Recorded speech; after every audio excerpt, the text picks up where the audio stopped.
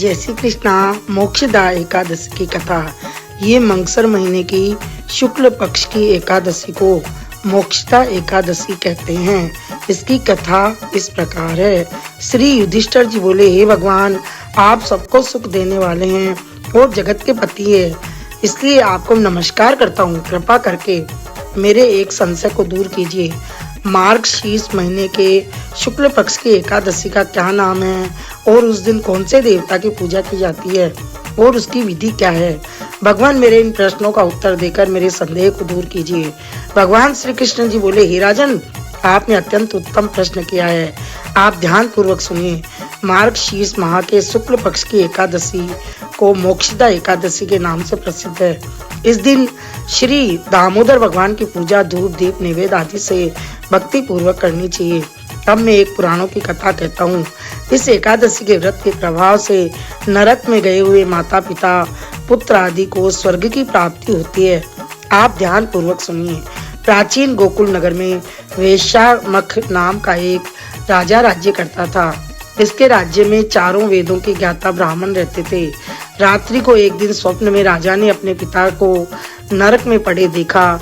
उसको स्वप्न का बड़ा आश्चर्य हुआ और प्रातः काल होते ही वह ब्राह्मण के सामने अपनी सब स्वप्न कथा कहने लगे। हे ब्राह्मणों, रात्रि को स्वप्न में मैंने अपने पिता को नरक में पड़ा देखा। उन्होंने मुझसे कहा कि हे पुत्र, अब मैं नरक भोग रहा हूँ, मेरी यहाँ से मुक्ति करो। अब मैं क्या करूँ, कहाँ जाऊँ? उस दुख के कारण मेरा शरीर तप रहा है। आप लोग मुझे किसी प्रकार के तप दान आदि को बताएं जिससे पिताजी को मुक्ति प्राप्त हो। उस उत्तम पुत्र का जीना व्यर्थ है जो अपने पिता का उद्धार न कर सके। राजा के ऐसे वचनों को सुनकर ब्राह्मण बोले, हे राजन, यहाँ से करीब ही वर्तमान भूत भविष्य का ज्ञाता एक पर्वत नाम के ऋषि का आश्रम है। आप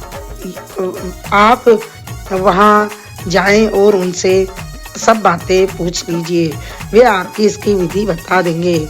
राजा ऐसा सुनकर मुनि के आश्रम पर गए और उस समय चारों वेदों के ज्ञाता पर्वत मुनि दूसरे ब्रह्मा के समान बैठे थे। राजा ने जाकर उनको साष्टांग दंडवत प्रणाम किया। पर्वत मुनि ने उससे सांगोपांग कुशल क्षेम पूछी। तब राजा बोले, हे देव ऋषि, आपकी कृपा से मेरे राज्य में सब कुशल है, परंतु मेरे मन में अशांति रहती है, उसका कुछ उपाय कीजिए। ऐसा सुनकर पर्वत मुनि ने एक मुहूर्त के लिए नेत्र बंद कर लिए और फिर भूत भविष्य को विचारने लगे। फिर बोले, हे राजन, मैंने योग बल के द्वारा तुम्हारे पिता को समस्त कुकर्मों का ज्ञान प्राप्त कर लिया है। उन्होंने पूर्व जन्म में कामातुर होकर सोत के कहने पर एक स्त्री को ऋतुदान मांगने पर भी नहीं दिया। उसी पाप कर्म के फल से तुम्हारे पिता को नरक में जाना पड़ा है। तब राजा बोला, हे भगवान, मेरे पिताजी के उद्धार हेतु आप कोई उपाय बतलाइए। तब पर्वत मुनि बोले, हे राजन, मार्गशीर्ष मंगसर महीने के शुक्ल पक्ष में जो एकादशी आती है, उस एकादशी को आप उपवास करें और उसके पुण्य को अपने पिता को संकल्प छोड़ दें। उस एकादशी के पुण्य के प्रभाव से अवश्य ही आपके पिता को मुक्ति होगी।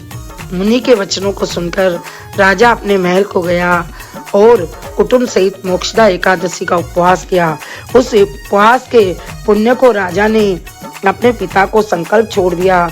उस पुण्य के प्रभाव से राजा के पिता को मुक्ति मिली और स्वर्ग में जाते हुए अपने पुत्र से बोला, हे पुत्र, तेरा कल्याण हो। यह कहकर स्वर्ग को चला गया।